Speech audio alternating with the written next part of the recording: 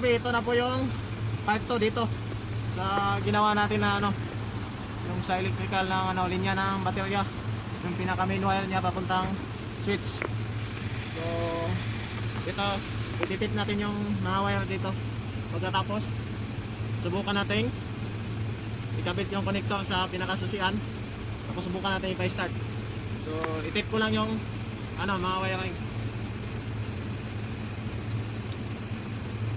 Idudugtong ko lang mga kayabi.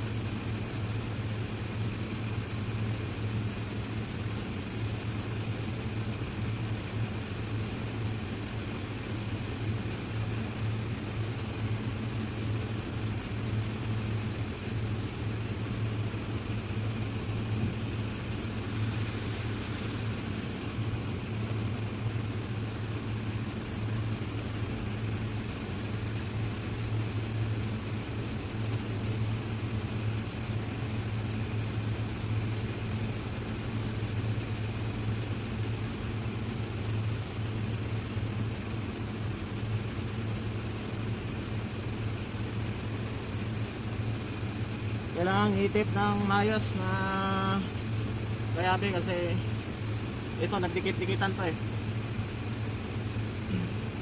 Dikit yung mga wire dito. Wire to ng susian kasi.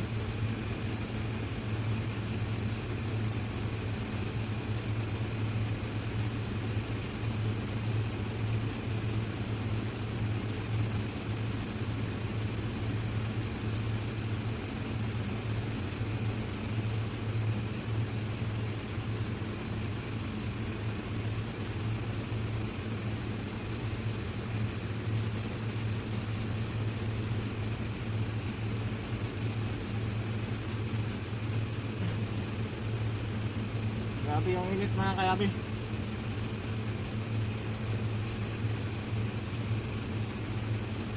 So magbabalik na ano dyan, ako dito sa Saudi Arabia. Kaya lang malakas yung tama. Kasi yung ano, init dito, grabe. Aabot dito ng 50 degrees Celsius yung init. So minsan nga sunog pa nga yung ano dito, yung sinasabi na ano, kung sa atin lobe-lobe, kung nasusunog sa kainit, sobrang init.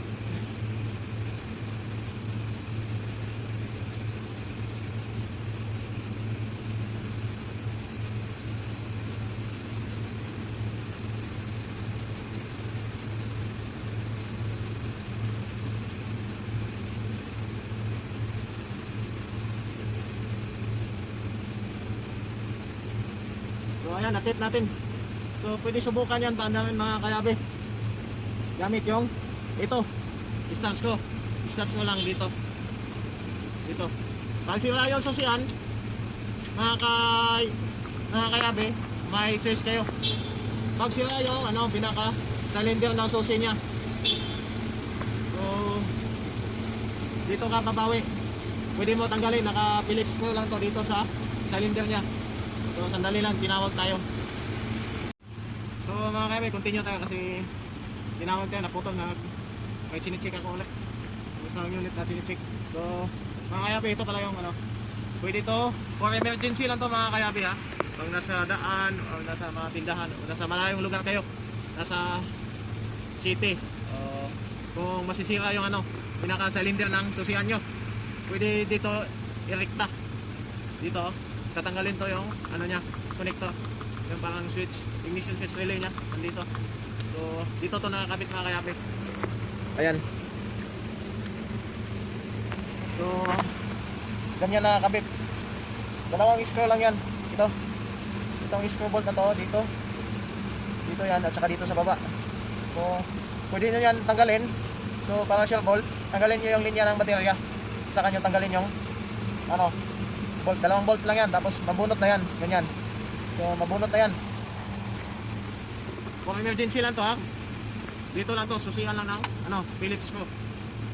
Ayan, hindi yan. Ayan. Subukan natin pandarin ha. Subukan natin pandarin. So umandar. Patayin natin. Ayan. So ito, yung problema nito yung kanina yung tinip natin sa baba. Yung sa part 1, tinip natin sa baba. Saka pinalitan natin yung wire na terminal eye. Saka dito sa dashboard, umiilaw na to. Umiilaw na yung dashboard. Ayan, tingnan nyo mabuti. Hindi pa nga nakasusi yan. Inano ko lang, nirekta ko lang. Naka-screw lang. Naka-Phillips screw lang yan. Ayan. Ayan, dapat nakailaw yan lahat. Kasi pag walang ilaw yan, hindi under. Pero may iba din trouble na hindi umiilaw dito, hindi mo maandar. May iba-iba kasi yung trouble ng electrical. Ayan, nakailaw yan. So, pang emergency lang to. Ayan, subukan natin ulit makita. Ayan, papandarin natin gamit yung screw, yung Phillips. Ayan, napandarin natin. So, patayin natin. Papatayin natin. Ito pa yung ilaw na pula dyan. Nakikita ang ilaw na pula. Wala pula. Ayan. So, napatay natin. So, ganyan lang mga kayabe. So, kung nagamit kayo ng ganito, pang emergency lang ha, natanggalin dito.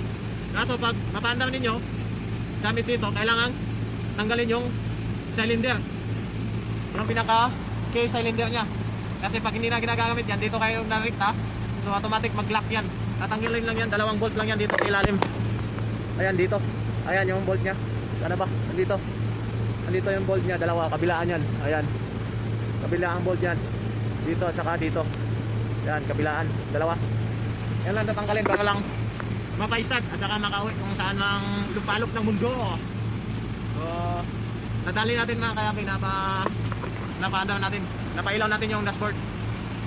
So subukan ko ikabit lahat. So tanggal na pala yung ito yung pinaka idler timer nya, yung 5 minutes after automatic shut off siya.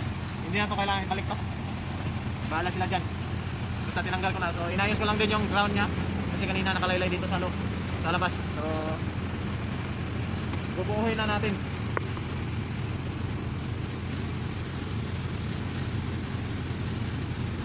Natin, ikabit na natin ulit. So tinanggal ko na yung susi, ikabit natin ulit yung linya. Kaya nakita. Ayan, magkikita ba? So umayos ka. Ayan, dalawang screw lang to. Ayan, lalaglag na.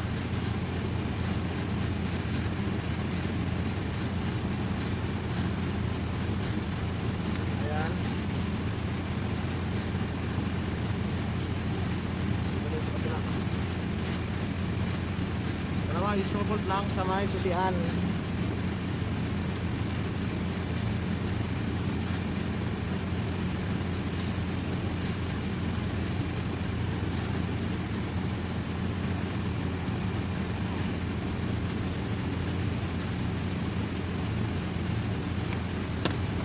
So nakabit natin yung connector. So subukan natin pandamin ulit. Baka sa start screw lang gumana. Tapos pagdating sa susian hindi pala. Nakahiyan naman. Ayan, napailaw natin. Naka-switch on na yan. Ayan. So pandamin natin. Yun. Kaso may check engine siya. Ayan. So i-delete natin yung check engine. Bubuuhin muna natin dito sa baba.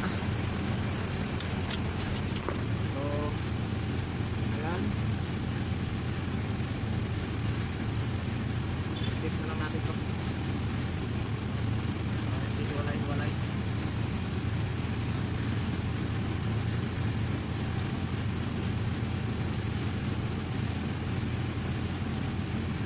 Ayan, nag-check engine yan kasi natanggal yung nya. Ito pala rin. Adjust din ng nya.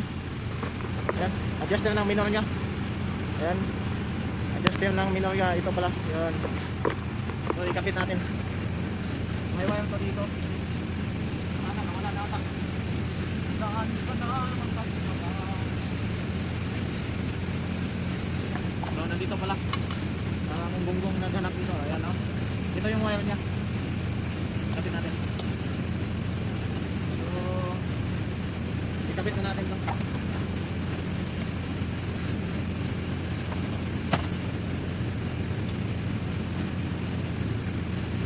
Wala nang lock. May lock pa ba o wala na? So, wala nang lock. Wala. So, ikabit natin yung takip niya sa ano, steering. Yan. Ikabit natin.